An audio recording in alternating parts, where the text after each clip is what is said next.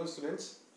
In the last class we have discussed about the motion in a straight line, how to calculate the speed, distance, displacement and all, and what is our frame of reference. That also we have discussed. We have also discussed about the difference between a distance and a displacement. दोनों के बीच में difference क्या है वो भी हम लोग ने discuss किया था. और एक हम लोग ने example भी discuss किया था कि एक straight path में हम लोग distance या displacement कैसे measure कर सकते हैं. और सपोज एक सर्कुलर रॉड होगा तो उसको डिस्टेंस और डिस्प्लेसमेंट में कैसे मेजर कर सकते हैं. ठीक है, तो उसी के रिलेटेड हम लोग एक क्वेश्चन करेंगे. सो क्वेश्चन देख सकते हो, it is on the screen. So the question goes like this. A body covers a circular path of radius r in 20 seconds. Calculate the distance and the displacement of the body at the end of 70 seconds. So question पे ऐसे दिया हुआ है कि एक car है जो cover करता है circular path. Car covers circular path of radius r in 20 seconds.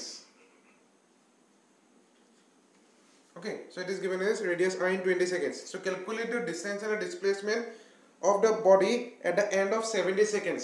We need to find out at the 70 seconds what will be the distance and the displacement of the car. First of all, if I consider the car covers circular path of radius r, so suppose if I consider a circle having a radius r, the car covers from here, suppose I consider this is a position A, it covers a full circle in 20 seconds as it is given. One circle is equals to 20 seconds. One circle is equals to 20 seconds. Now it is given what will be the distance and displacement at the 70 seconds. For suppose if I consider for 70 seconds. For 70 seconds, how many revolution it will take? For suppose एक circle अगर होगा तो 20 seconds है, दो circle होगा तो 40 second होगा, तीन सर्कल होगा तो 60 सेकेंड्स होगा. देन उसके बाद रह गया हम लोग का 10. दैट मीन्स जो फुल सर्कल होगा वो कंप्लीट नहीं करेगा, वो खाली कंप्लीट करेगा हाफ सर्कल. दैट मीन्स ये हो गया एक बार 20, 40, 60. देन उसके बाद आना चाहिए 80, लेकिन क्वेश्चन पे 80 नहीं दिया हुआ है, क्वेश्चन पे 70 दिया हुआ है. तो ये सर्कल कंप्लीट करेगा यहां तक. ठीक है, 3 सर्कल फुल होगा और एक आधा सर्कल होगा. दैट मीन्स हम लोग यहाँ पे लिख सकते हैं for 70 seconds total revolution will be equals to 3.5. Okay, 3.5 revolution. Therefore, distance it will be, as we have discussed in the last class. अगर डिस्टेंस एक सर्कल पे अगर कैलकुलेट करना है तो वहां पे हम लोग को कंसीडर करना होगा सर्कमफ्रेंस ऑफ द सर्कल. तो यहाँ पे हम लोग को circumference of the circle use करना होगा. 3 फुल सर्कल तो 3 into 2 pi r. देन उसके बाद आधा circle, then it will be half into 2 pi r. Okay, so this will be 6 pi r. 2 cancel हो जाएगा, so this will be equals to 7 pi r. This is your distance. Now if I go for the displacement,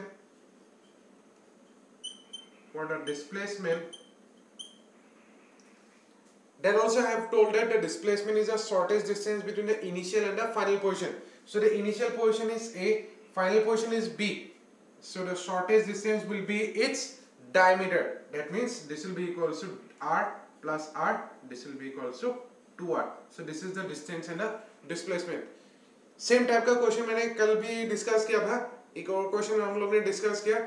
तो next जो अभी हम लोग topic discuss करने जा रहे हैं वो है speed and velocity.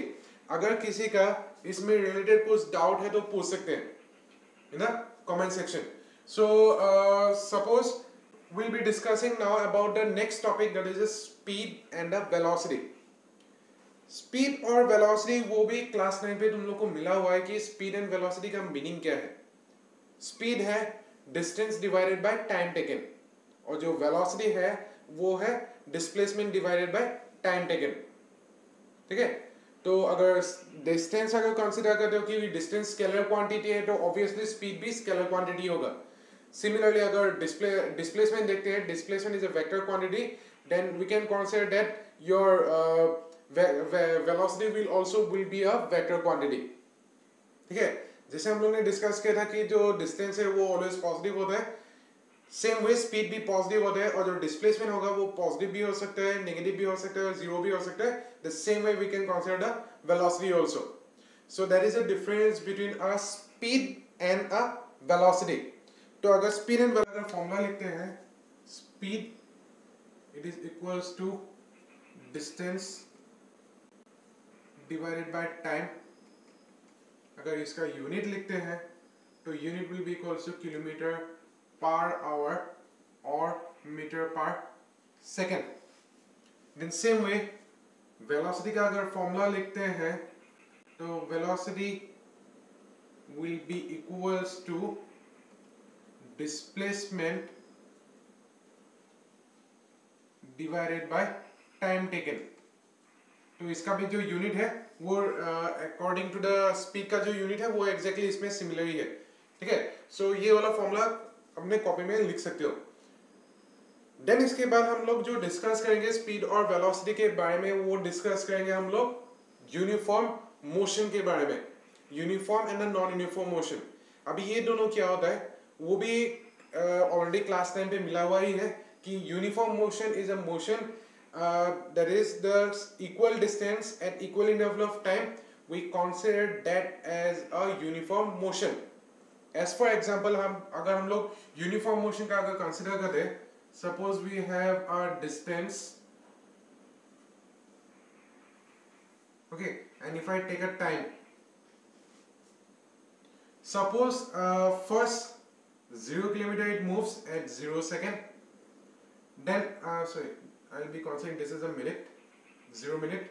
Suppose then 5 kilometer, if it moves in, suppose I'll consider this is an hour because I have to convert that into a minute. Then suppose in 1 hour, then it moves 10 kilometer in 2 hour, then suppose 15 kilometer in 3 hour, then suppose if I consider that it is 25 kilometer in 4 hour.